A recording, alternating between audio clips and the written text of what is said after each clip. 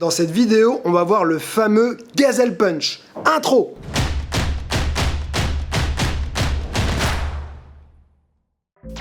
Salut, Greg Hotel pour gregotte.com. On va voir donc aujourd'hui le Gazelle Punch, un coup de poing un petit peu particulier qu'on a vu utilisé par de grands boxeurs comme le poids lourd, un des meilleurs poids lourds de tous les temps, Rocky Marciano. On a Floyd Patterson aussi, on a Mike Tyson, Marvin Hagler qui avait sa propre version.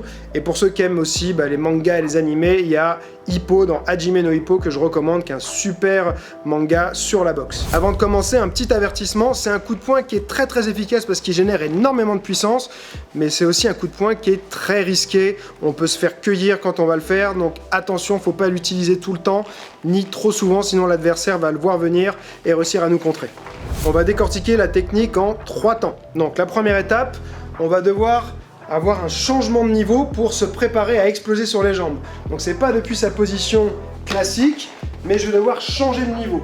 En général, ce que font la plupart des boxeurs qui l'utilisaient, c'est qu'ils vont le masquer et le travailler sur le timing au moment d'une attaque. Donc par exemple sur un jab, j'ai le jab qui arrive, je vais l'esquiver et je vais descendre sur mes jambes. Et de là, il va falloir tourner ses épaules dans l'autre direction pour créer ici de la puissance dans les hanches. Donc je vais faire comme une esquive sur un jab ou alors un crochet, changer de direction et de là je suis prêt à exploser pour la deuxième étape. Donc encore une fois, je fais 1, bien fléchi sur mes jambes. Deuxième étape, une fois qu'on a changé de niveau, on est prêt à exploser, on va faire un pas chassé. Donc je vais me mettre un petit peu de profil comme ceci.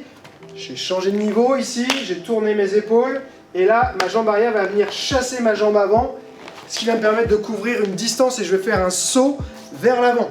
D'accord, donc je suis là et pour l'instant je ne vais pas me redresser tout de suite, je viens chasser et là je pousse sur mes jambes boum, pour me jeter en avant.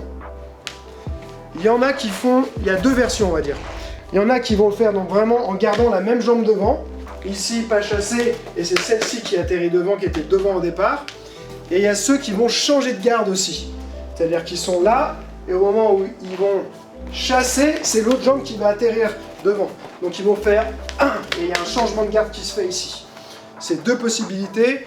Moi j'ai tendance à préférer celle où on conserve la même garde parce que ça va permettre ensuite d'aller rapidement sortir de l'axe, tourner autour de son adversaire plutôt que de se diriger vers son bras arrière si on est contre quelqu'un qui est dans la même garde que soi. Troisième étape, c'est le contact. Donc la plupart des boxeurs qui l'utilisent le font en crochet. Donc on est comme ça, changement de niveau, et je vais rentrer avec mon crochet du bras avant. Ici, hop, boum, je rentre avec le crochet du bras avant. Mais il y avait aussi Marvin Hagler qui le faisait en jab.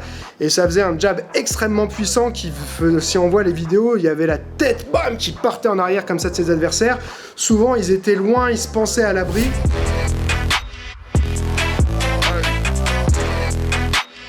Et en fait, avec le jab, ça lui permettait de couvrir donc une distance encore plus importante, parce que la distance entre le jab et le crochet, elle est quand même très différente.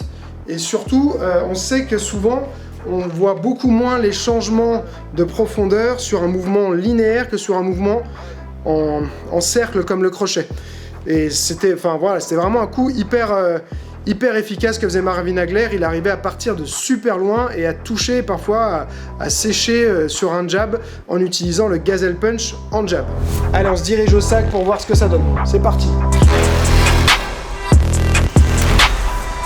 On va voir donc là qu'on peut partir de vraiment très loin, donc plus on part de loin et plus c'est risqué parce que l'autre doit avoir le temps de réagir, mais c'est quand même intéressant si on a quelqu'un d'hyper mobile en face ou avec une allonge plus importante, ça permet vraiment de casser la distance. Je suis ici, donc comme j'ai dit, les 3 étapes, première, changement de niveau et je tourne mes épaules.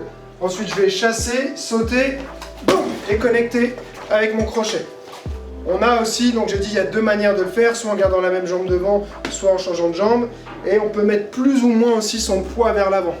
D'accord? Donc il y en a qui vont mettre vraiment leur poids beaucoup en avant, et d'autres qui vont sauter, mais garder un petit peu de réserve. Ce que je disais, donc, c'est que moi, ce que j'aime bien, c'est quand je fais cette attaque-là, je vais pouvoir tourner tout de suite à l'extérieur. Si je suis face à quelqu'un qui est en droitier, là, comme moi, je vais pouvoir tout de suite m'effacer de ce côté-là. D'accord, donc tourner autour de lui un peu comme peut faire Lomachenko. Et là, je vais pouvoir ensuite travailler directement si je veux.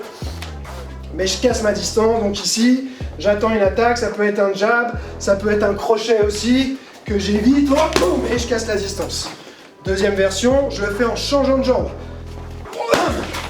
Donc là, je me dirige, j'avais dit une bêtise tout à l'heure, je me dirige vers son bras avant. S'il est en droitier, son bras avant est de ce côté-là. Donc je viens, boum, et là je suis du côté de son bras avant.